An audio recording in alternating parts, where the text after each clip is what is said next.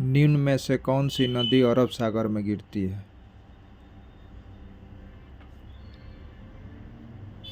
निम्न में से कौन सी नदी अरब सागर में गिरती है?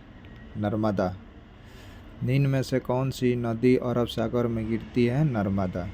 वर्ष 2011 की जनगणना के अनुसार किस राज्य की साक्षरता दर सबसे कम थी?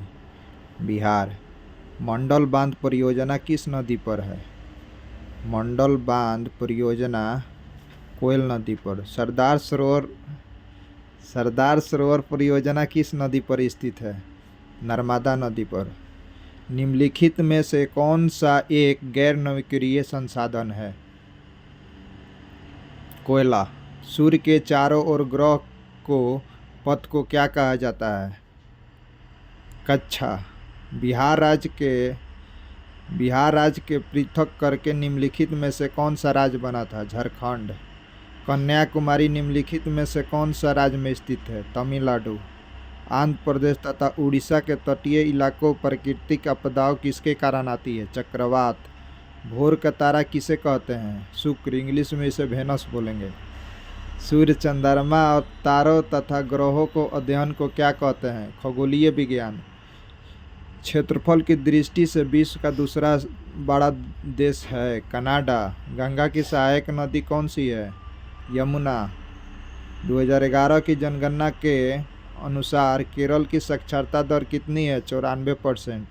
भारत के सबसे दक्षिण सिरे का क्या नाम है? इंदिरा पॉइंट। सौर प्रणाली की खोज किसने की थी? कोपरनिकस। ग्रहों की गति का नियम किसने प्रतिपादन किया था? तो ये केपलर ने। किसने किया था ग्रहों की गति का नियम का प्रतिपादन? केपलर।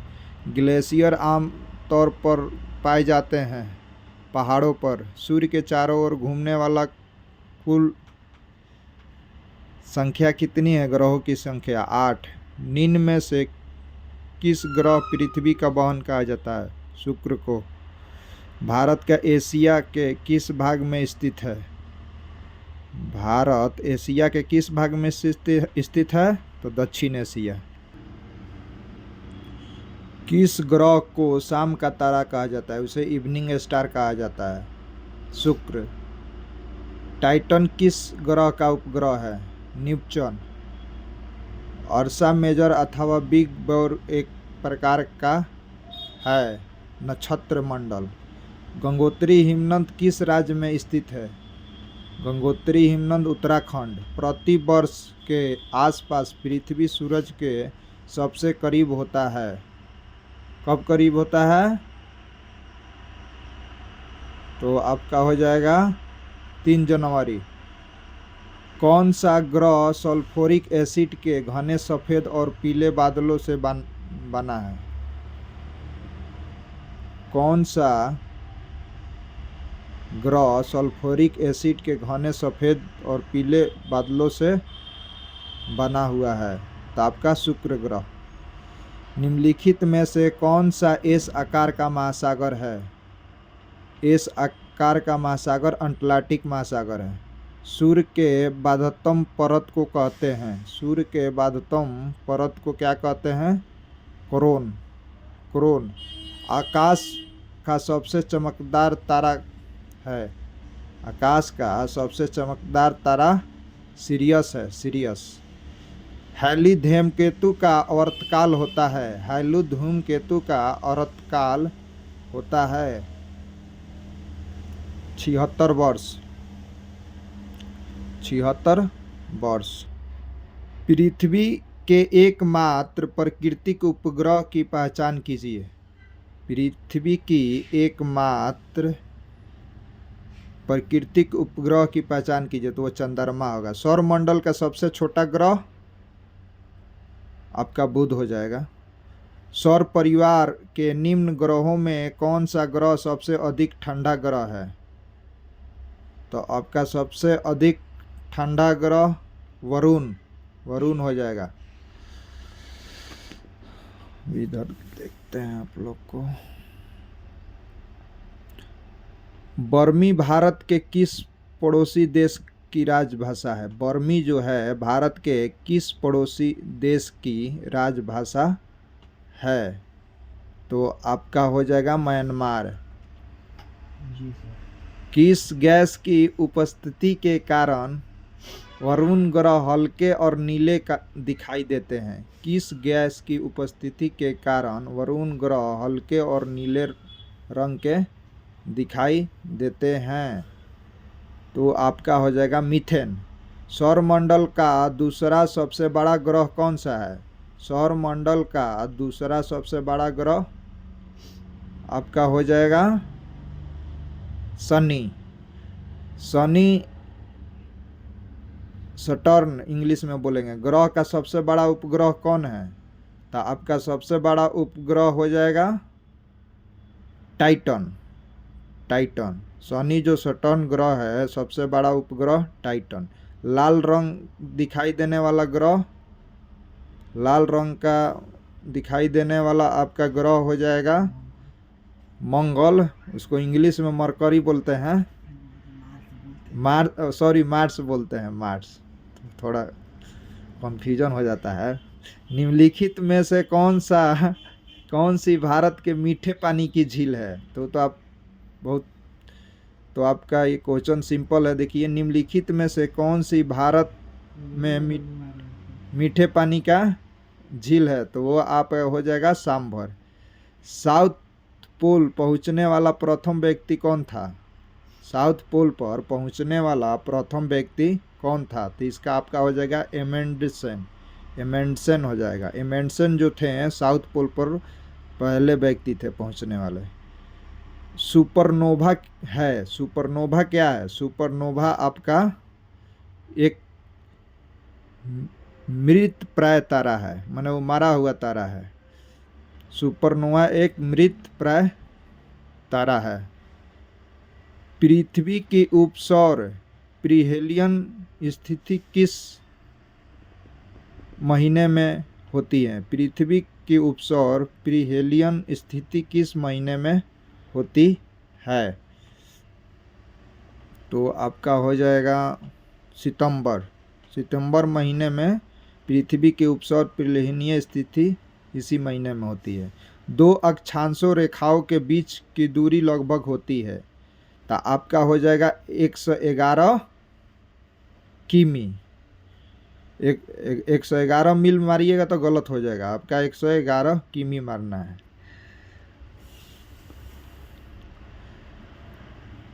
कौन सी अक्षांश रेखा भारत के मध्य से होकर गुजरती है जो देश के जलवायु को प्रभावित करती है? कौन सी अक्षांश रेखा भारत के मध्य से होकर गुजरती है और देश की जलवायु को प्रभावित करती है? तो आपका हो जाएगा कर्क रेखा। कुल अक्षांशों की संख्या कितनी है?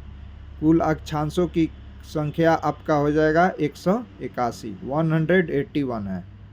लेकिन बड़ी फास्ट हो गई। एक देशांतर से दूसरे देशांतर के बीच कितना समतराल होता है?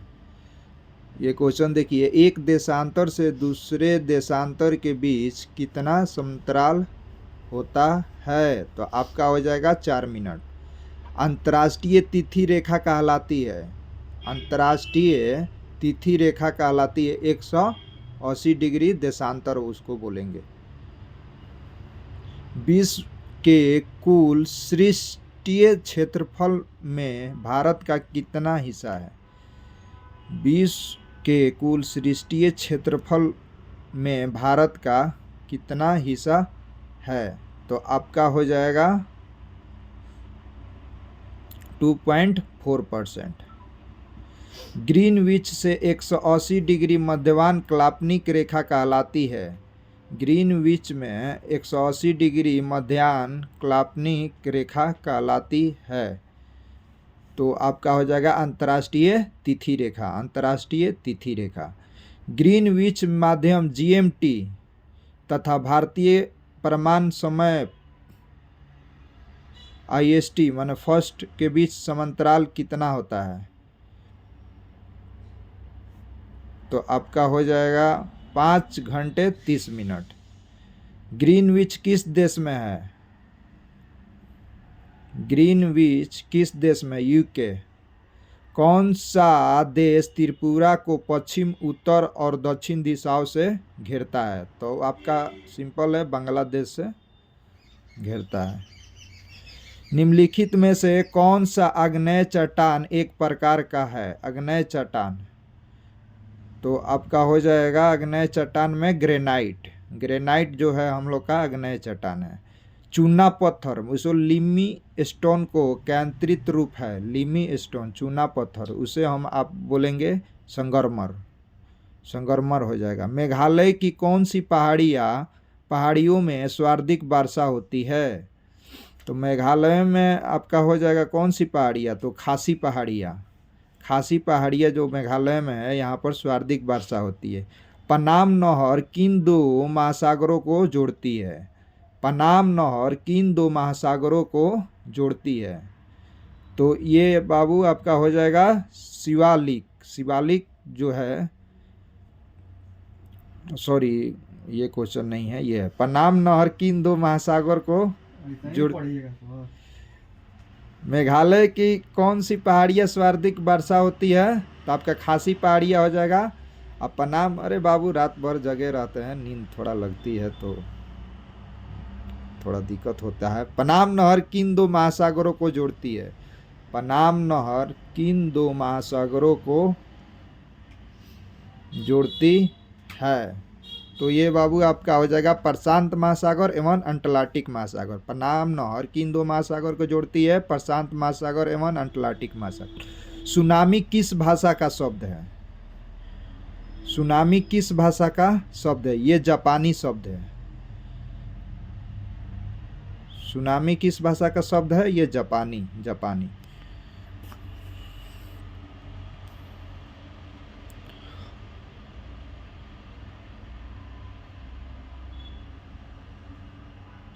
पवनों का देश कहे जाने वाले देश की पहचान करें। माने पवनों का देश कहे जाने वाले देश को पहचान कीजिए। तो वो आपका हो जाएगा डेनमार्क। तरल पदार्थ से होकर न गुजर सकने वाली भूकंपीय लहर कौन सी है? एस है, एस। सिस्मोग्राफी किसे मापने के लिए काम में लाया जाता है? तो आपका हो जाएगा भूकंपीय तरंगों को। और सिस्मोग्राफी किसका, माने सिस्मोग्राफी किसका विज्ञान है? तो ये आपका हो जाएगा भूकंप का। संसार का सर्वाधिक सक्रिय ज्वालामुखी कौन सी है? संसार का सबसे सर्वाधिक सक्रिय ज्वालामुखी आपका किलाउ है, किलाउ। ज्वालामुखी से निकलकर पृथ्वी की सतह पर फैलने वाले मैग्मा को क्या कहते हैं? ये क्वेश्चन इंपॉर्टेंट है, सुनिए फिर से।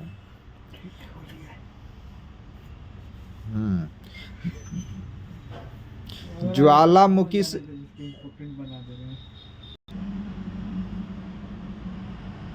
ज्वालामुखी से निकलकर पृथ्वी की सतह तक फैलने वाले मैग्मा को क्या कहते हैं? तो उसे बाबू हम कहेंगे लावा, लावा। निम्नलिखित में से किस प्रकृति का सुरक्षा कवच कहा जाता है? निम्नलिखित में से किस प्रकृति का सुरक्षा को कवच कहा जाता है? तो वह आपका हो जाएगा ओजोन गैस। निम्नलिखित में से कौन विश्व का सबसे ऊंचा ज्वालामुखी पर्वत है? निम्नलिखित में से कौन विश्व का सबसे ऊंचा ज्वालामुखी पर्वत है? तो वो आपका हो जाएगा माउंटेन कोटोपैक्सी। निम्नलिखित में से कौन विश्व का सबसे ऊंचा ज्वालामुखी पर्वत है? तो माउंट कोटोपैक्सी। निम्नलिखित में से कौन सी नदी अरब सागर में जाकर गिरती है? निम्नलिखित में से आपका कौन सी नदी अरब सागर में जाकर गिरती है? तो वो आपका नर्मदा हो जाएगा। रिंग ऑफ फायर को आप निम्नलिखित में से किस महासागर से संबंध करेंगे? रिंग ऑफ फायर को आप निम्नलिखित में से किस महासागर को संबंध करेंगे? तो ये आपका हो जाएगा प्रशांत। विश्व में सबसे लंबी पर्वत श्रेणी कौन सी है? विश्व में सबसे लंबी पर्वत श्रेणी आपकी हो जाएगी हिंद।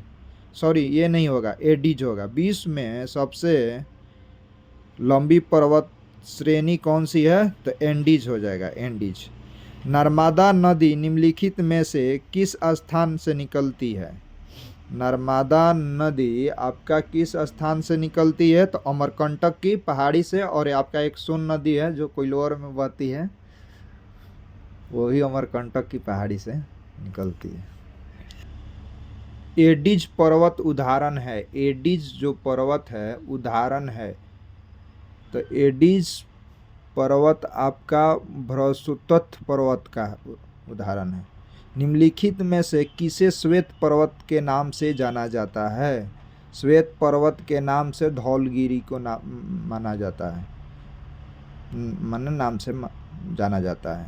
निम्नलिखित में से कौन सी नदी सिंध नदी की सबसे बड़ी सहायक नदी है? तो आपका हो जाएगा चिनाब नदी, चिनाब। वायुमंडल में सर्वाधिक कौन सी गैस होती है? तो ये छोटे छोटे बच्चे भी जानते हैं, नाइट्रोजन आपका हो जाएगा।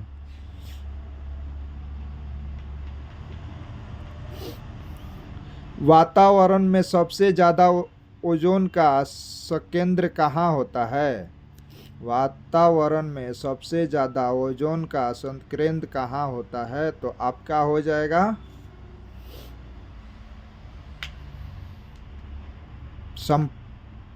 तापमंडल में। मेघ गर्जन वायुमंडलीय की किस परत में होता है? मेघ गर्जन वायुमंडलीय की किस परत में होता? क्षोभ मंडल।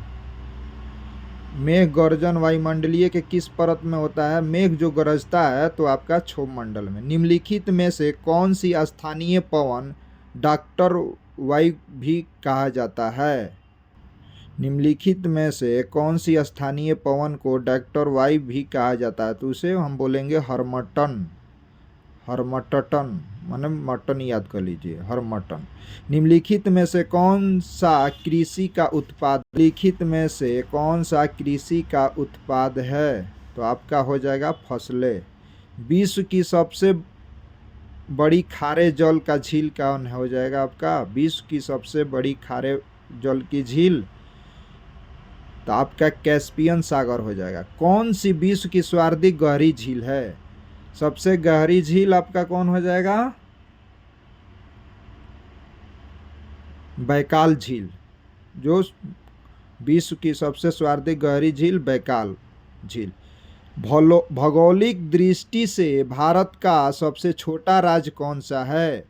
भौगोलिक दृष्टि से भारत का सबसे छोटा राज्य कौन सा है? आपका गोवा हो जाएगा। विक्टोरिया जल प्राप्त किस नदी से संबंधित है? विक्टोरिया जल प्राप्त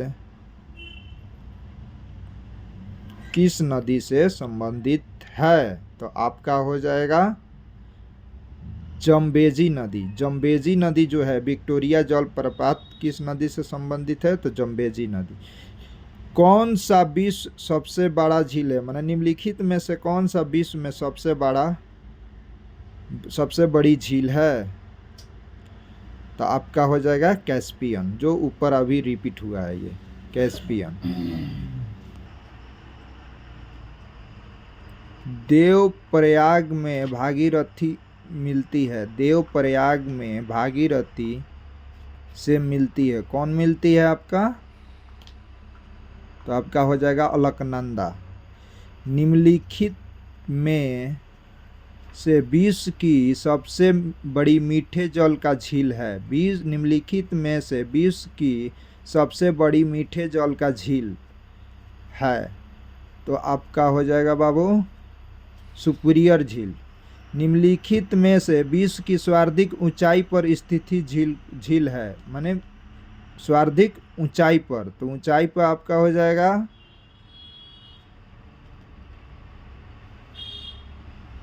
टिटिका झील। टिटिका झील जो हो आपका सर्वाधिक ऊंचाई पर स्थित है। गंगा नदी निम्नलिखित में से किस जल निकाय से मिलती है? गंगा नदी निम्नलिखित में से किस जल निकाय से मिलती है?